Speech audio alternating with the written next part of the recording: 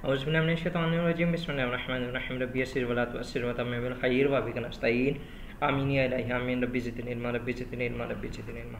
नाज़रीन, आज हम एक और जो मैं अनाउंसमेंट करने जा रहा हूँ वो ये है कि इंशाल्लाह जल्द ही मैं अपनी जो जेंडर स्टडीज़ है उसकी सीरीज़ स्टार्ट कर रहा हूँ।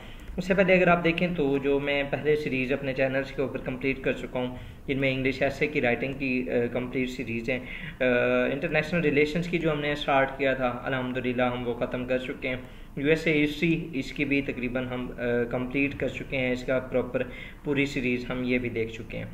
अब फर्दर जो होगी वो इंशाल्लाह हम जेंडर स्टडीज़ के ऊपर बात करेंगे, इंशाल्लाह ताला उसे सिलेबस के अकॉर्डिंग ही सारा कुछ वो लेके चलेंगे। इसके बाद जो नेक्स्ट मेरा प्लान है वो पाकिस्तान अफेयर्स के ऊपर होगा, इंशाल्लाह वो लेके चलेंगे। फिर इस्लामिक स्टडीज़ होगा, इंटरनेशनल लॉ होगा एंड पंजाबी होगा, एंड द सिलसिला विल बी गोइंग ऑन इंशाल्लाह। तो स्टे ट्यून्ड रहें जी। थैंक यू, अल्लाह हाफिज़।